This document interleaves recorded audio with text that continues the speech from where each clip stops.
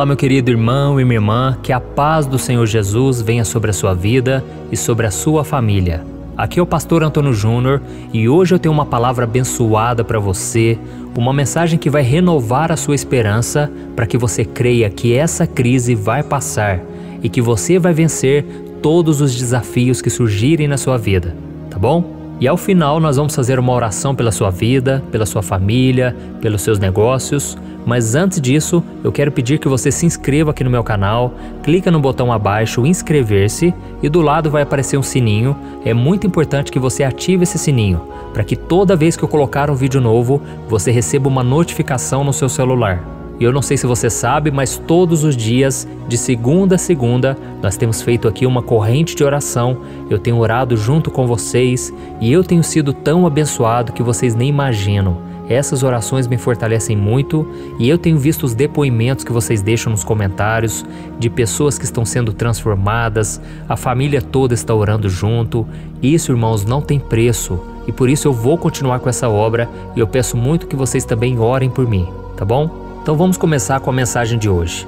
Você está passando por algum momento difícil? Eu acredito que sim, né? Mas eu sei que tem pessoas que estão passando por situações que parece que nunca se resolvem. Às vezes pode ser uma crise no casamento, problemas com os filhos ou até mesmo dentro do nosso próprio coração. E em outros casos pode ser que essa crise esteja acontecendo na sua família, algum familiar que está doente, algum problema financeiro tão grave que está abalando todo mundo. A questão é o seguinte, seja como for, os períodos de crise sempre trazem medo, insegurança e geralmente nós nos perguntamos, e o que vai acontecer agora? Como eu vou sobreviver a tudo isso? Como eu posso reconstruir a minha vida e recomeçar? É assim que muitas vezes nós nos perguntamos. Eu sei que tem pessoas que elas focam tanto no problema que elas já começam a pensar que chegou o seu fim, que terão que deixar os familiares. Eu sei que isso acontece. Na maioria das vezes, as pessoas pensam pelo lado negativo. Talvez porque elas ouvem muitas notícias nos jornais, nos sites, na TV, pessoas pessimistas ao seu redor, mas a verdade é que, no geral, irmãos, as pessoas são muito pessimistas. E para isso eu quero contar para você uma história de algo que aconteceu na época de Jesus. Assim que Jesus morreu e ressuscitou, Jesus enviou o Espírito Santo e então começou a partir dali a Igreja de Cristo. E a Bíblia conta que nos primeiros anos do cristianismo, os cristãos passaram por uma crise enorme. Os líderes da igreja foram presos, alguns foram mortos, e o primeiro mártir, ou seja, a primeira pessoa que morreu por causa da sua fé em Jesus, foi um homem chamado Estevão. A Bíblia conta que ele foi morto cruelmente, apedrejado. E depois que Estevão morreu, os inimigos do cristianismo, inclusive o apóstolo Paulo, que antes era um perseguidor de cristãos, eles começaram a perseguir todos, invadindo suas casas, aprisionando todos que podiam. Eu quero que você imagine o desespero das famílias. Imagine as pessoas tentando a todo custo proteger suas esposas, seus filhos de homens cruéis, homens que maltratavam cristãos com muita violência. E hoje em dia isso infelizmente ainda acontece. A perseguição nunca foi tão forte como nos dias de hoje. E a pergunta que fica é, aonde estava Deus? Por que Deus permite tudo isso? Meus irmãos, o Senhor sempre está no controle, Ele continua sendo um Deus de amor, um Deus que nos ama, mas Ele permite que venham as crises, para que a gente fortaleça a nossa fé no Senhor, para que a gente amadureça, se torne mais parecido com Jesus. Então, se você tem passado por lutas, por momentos de dificuldade, saiba que existem milhões e milhões de irmãos espalhados pela terra que estão passando pelas mesmas lutas que você. E voltando aqui para a história, o que você faria numa situação dessas? A maioria daqueles cristãos, sabe o que eles fizeram? Escolheram fugir para regiões distantes, levando poucos pertences. Outros talvez conseguiram carregar apenas a roupa do corpo ou algum dinheiro. E eles estavam apavorados, se sentindo desprotegidos e muito tristes. Ou seja, parecia que eles tinham sido vencidos pela crise. Parecia que o inimigo é quem estava no controle de tudo. Mas não é verdade, porque uma coisa não foi roubada deles: a sua fé, a sua esperança. E a Bíblia nos mostra que o Espírito Santo começou a encorajar cada um dos cristãos, ao ponto deles falarem de Jesus aonde quer que eles fossem. E enquanto isso, eles começaram a experimentar o cuidado de Deus na sua vida, e eles viram muitas pessoas se convertendo, milagres acontecendo, e o nome de Deus foi glorificado no meio daquela situação. Eu quero ler para você o que está escrito em Atos capítulo 8, o versículo 4, 7 e 8. Vamos ver o que o escritor Lucas escreveu sobre esse momento. Os que haviam sido dispersos pregavam a palavra onde quer que fossem. Os espíritos imundos saíam de muitos, dando gritos, e muitos paralíticos e mancos foram curados. Assim, houve grande alegria naquela cidade.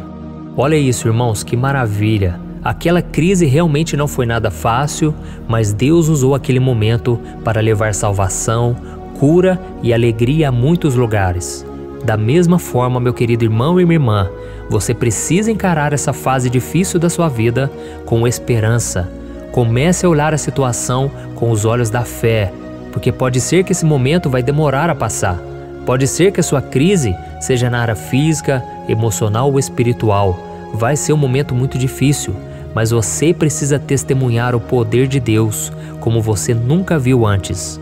É nessa hora que o Senhor está contando contigo para dar um bom testemunho na tua família, no seu trabalho, na sua escola, onde você for. Deus conta com você. Você precisa começar a enxergar essa situação numa visão espiritual, crendo que não existe crise maior do que o poder de Deus. Eu costumo dizer o seguinte: o mundo pode estar em crise, mas nós estamos em Cristo. Amém? Nós estamos com Jesus. O Senhor continua no controle de tudo e Ele com certeza vai usar essa crise, esse momento de dificuldade para a glória dEle. Amém? Então lembre-se disso.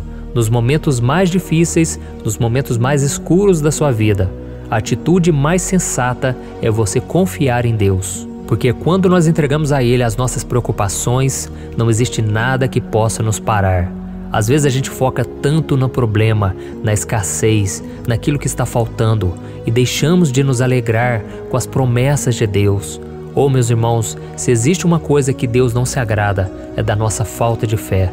Porque nós não temos motivos para duvidar, não temos motivos para nos entregar diante dos problemas.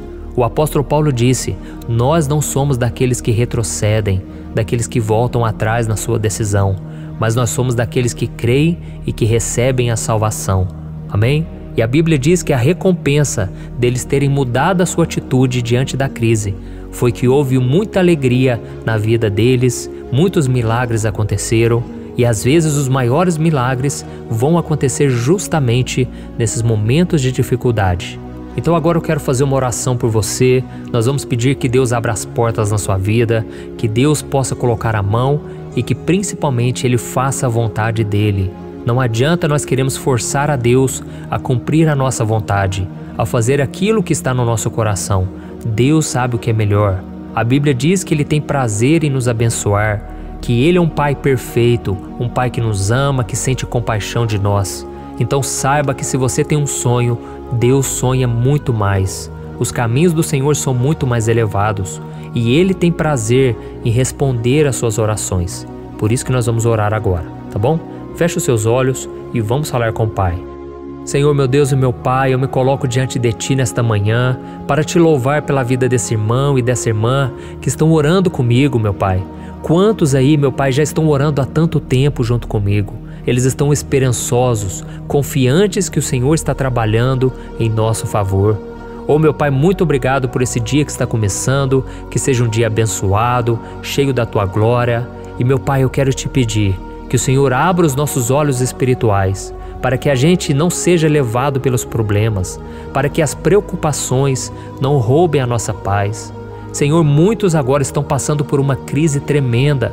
Essas pessoas estão sofrendo no casamento, na área das finanças, sofrendo porque não conseguem sentir paz, mesmo conhecendo a Tua palavra. Oh Jesus, o Senhor disse que nós devemos nos achegar a Ti com confiança e que nós que estamos sobrecarregados, cansados, podemos nos abrigar no Teu cuidado, receber do Teu cuidado, do Teu amor, da Tua presença. Por isso, Senhor, derrama da Tua presença sobre nós, meu Pai.